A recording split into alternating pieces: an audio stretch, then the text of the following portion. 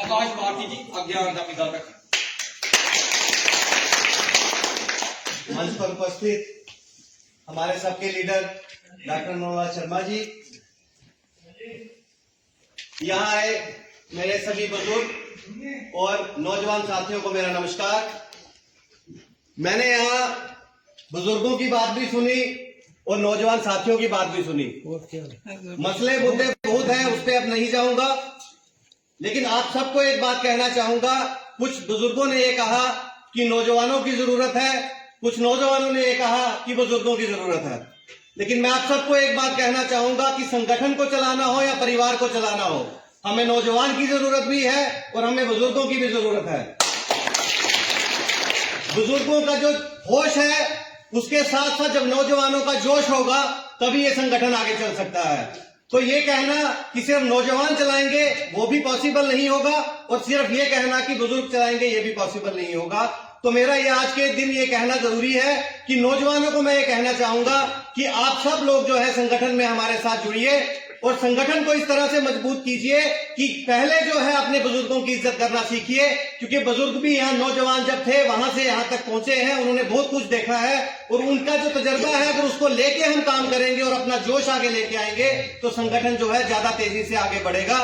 और जितने हमारे मुद्दे हैं इसको पूरा करने के लिए मैं आप सबको ये कहना चाहता हूं कि जब ये कहते हैं एक शेर है कि असूलों पे आ जाए तो टकराना जरूरी है, जिंदा हो तो जिंदा नजर आना जरूरी है। तो अगर हम जिंदा हैं तो जिंदा बाहर दिखना भी चाहिए, क्योंकि जो मीटिंग होती है वो इस बंद कमरे में होती है, हर बार होती है, एक महीने के बाद दोबारा वही मीटिंग होती है, वही मुद्दे होते हैं, लेकिन वो मुद्दे जो है हम इस कमरे के बाहर लेके सड़क पे नहीं जाते हैं। मेरे एक भाई ने कहा कि जो हॉस्पिटल है वो हॉस्पिटल अब जो है इंसानों का नहीं है, वो हॉस्पिटल जो है डंगर हॉस्पिटल बन गया है। तो हॉस्पिटल जो है अगर उसके मुद्दे को हम जाके वहां सड़कों पे नहीं बैठेंगे तो किसी को फर्क नहीं पड़ने वाला, क्योंकि सरकार तो पिछले 10 साल से यही गिना रही है कि हमने विकास किया है। और अगर हम बात नहीं करेंगे तो यहाँ सरकार जो जिनकी है भाजपा के लोग जो है वो तो पहले से 10 साल से कह रहे हैं कि विकास हुआ है। विकास तब होता था जब कांग्रेस की सरकार थी, विकास तब हुआ जब डॉक्टर साहब मंत्री हुआ करते थे। उसके बाद से आप यहाँ देखिए क्या हुआ होगा आपके बिलावर में। आपके बिलावर में कुछ नहीं हुआ है। और मैं ये आपको बताना चाहूंगा, मैं अभी कुछ दिन पहले भी कश्मीर के टूर पे था, अभी कल ही जम्मू आया हूं।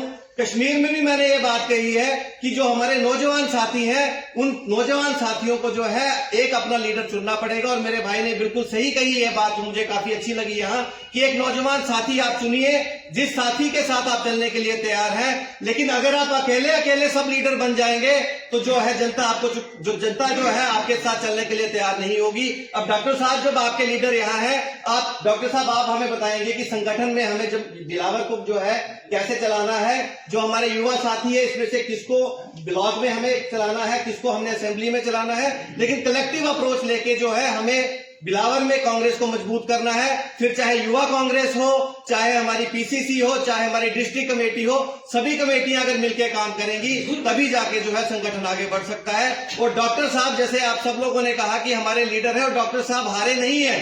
डॉक्टर साहब ने जितना वोट लिया है उसके आधे वोट लेके लोग वहां पे अपने जो है सदन में जहां वहां जाके बैठे हैं और कुछ मंत्री भी बने हैं।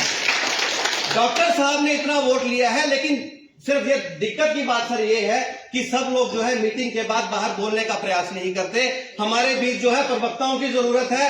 बिलावर में जो लड़के अच्छी बात कर सकते हैं हम चाहेंगे, हम उनके भी ऑर्डर करेंगे कि वो लोग जो है खुल के जो है बाहर मुद्दे रखें, क्योंकि बंद कमरे में बातें जो है वो हमारे बीच रह जाती हैं और लड़ना हमें बाहर जो है जनता जो उनके जो मुद्दे हैं उनके लिए है। तो ज्यादा बातें मैं आज नहीं करना चाहूंगा, पर विश्वास दिलाता हूं कि जो संगठन की बात हुई है, युवाओं की बात हुई है, एक महीने के अंदर मैं भी डॉक्टर साहब के साथ सारी चर्चा करके जो हमारी असेंबली बिलावर है इसके जितने ब्लॉक है, जितनी पंचायत है, सभी टीम का जो है गठन यहाँ करके यहाँ से जाऊंगा। धन्यवाद।